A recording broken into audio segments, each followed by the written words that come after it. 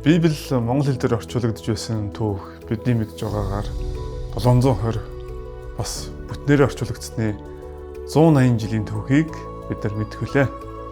Мөн үүнийгээ дагаад бид нар Библийн маш олон орчуулгын өв соёлтой ард түмэн юм аа. Харин манай байгууллага нь 1993 онд Библийг монгол хэлээр орчуулах, түгээх, хэрэглээг нэвтрүүлэх зорилготойгоор Монголын Библи орчуулгын хороо гэдэг нэртэйгээр анх байгуулагдж байсан. Тэгээ энэ жил манай хамт олон 33 жилийнхаа нүрийг үзэж байна.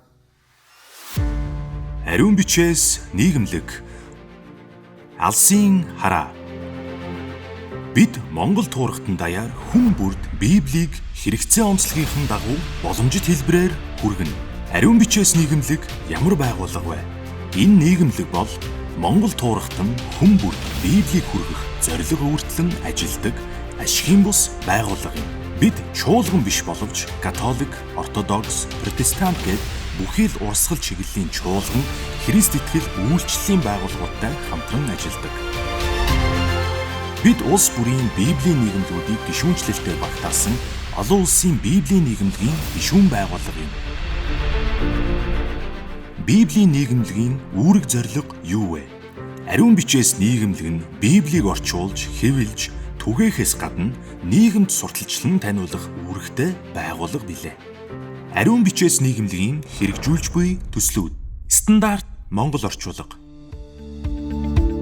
Стандарт Монгол орчуулга төсөл 2014 онд орчуулагчдын сургалт, мөнгө санхүү, офис, номын сан зэрэг бэлтгэл ажлаар эхэлсэн. Уг орчуулгад бид дараах 5 зорилтыг тавьсан. Библийн их хэл болох еврей, арамей, грек хэлээс үнэн зөв, сонсголонтой монгол төрлөх үг хэллэгээр ойлгомжтой орчуулнаа. Бид 2015 оны 2 дугаар хагасаас Библийн хуучин гэрээний орчуулга эхэлсэн билээ. Орчуулагдсан номыг уншигчдад хүргэхэд бэлэн болмогц бид цахим хэлбэрээр буюу Библи стандарт монгол орчуулга апп мөн төслийн вебсайтаар дамжуулан 2017 оны 4-р сараас хойш та бүхэнд тасралтгүй хүргэж ирлээ. Бурхны ивэлээр бид хуучин гэрээний орчуулгыг 23 онд амжилттай дуусгаж 2024 онд хэвлэхийг бэлтгэн өнгөрсөн жил та бүхний гар дээр цаасан хэлбэрээр хүргэлээ.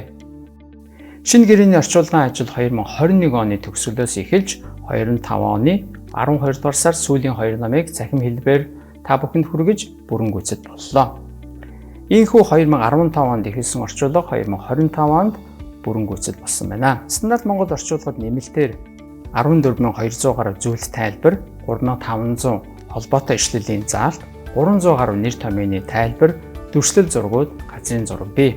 Стандарт монгол орчуулга хувилбарын шинэ гэрээг бид тусад нь хэвлэн 26 оны 100 та бүхний гар дээр цаасан хэлбэрээр хүргэхээр шамдан ажиллаж байгаагаа дуулгахад таатай байна. Сонсголгүй иргэдийн хайрын дохио төсөл.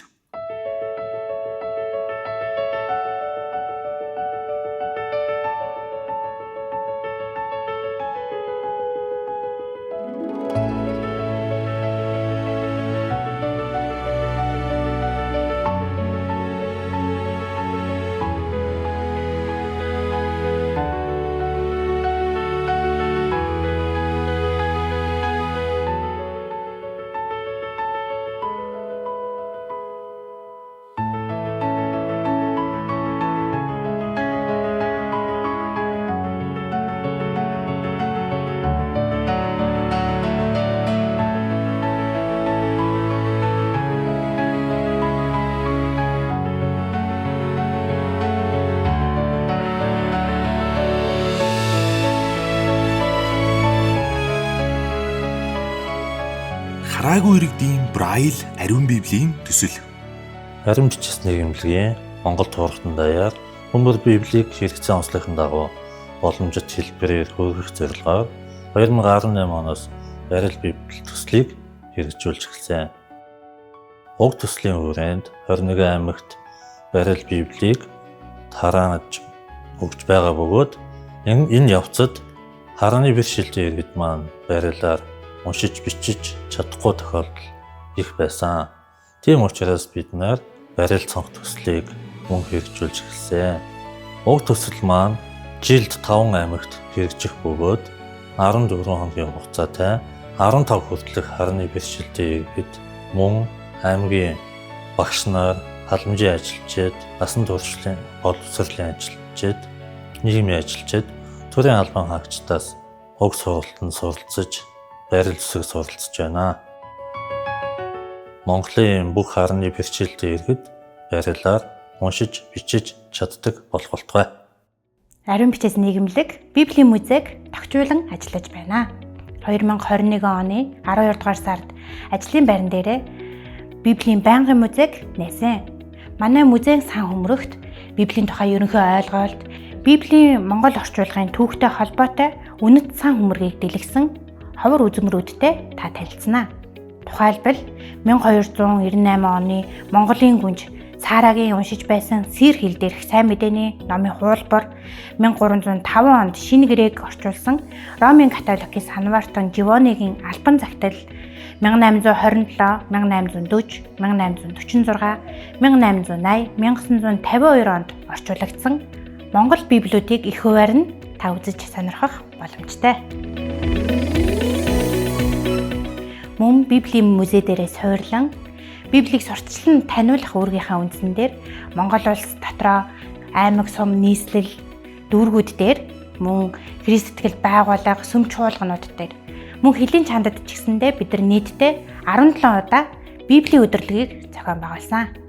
Библийн Монгол орчуулгын замнал түүх ба хэрэглээг сурталчлан таниулах зорилготой уг өдөрлөгийн хүрээнд ариун бичээс нийгэмлэгийн үйл ажиллагаануудыг танилцуулах, ариун бичээс нийгэмлэгийн хэрэгжүүлж буй төслүүдийг танилцуулах, Библийн Монгол орчуулгын холбогдлолтой эрдмийн хурал зохион байгуулах, Библийн Монгол орчуулгын түүхийн үзэсгэлэнг дэлгэн толилуулах, Библийн худалдааг зохион байгуулах зэрэг үйл ажиллагаануудыг зохион байгуулдаг. Бид энэхүү соёлын арга хэмжээг цаашдаа уламжлал болгон зохион байгуулсаар байх болно.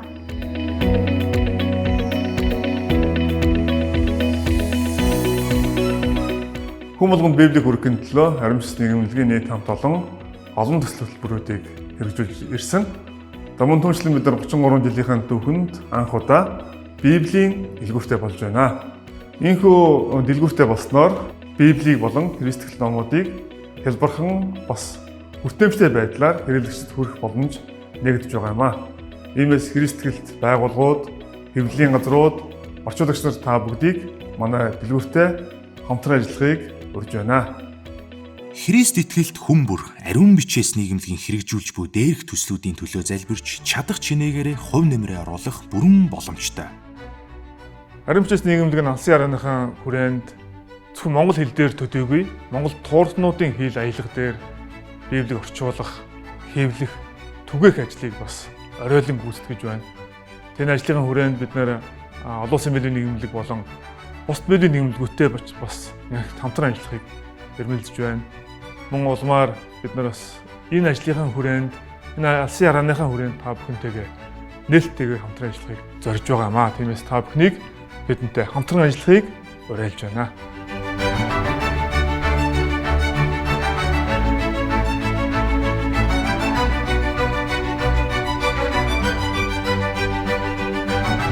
Хүн бүрт Библийг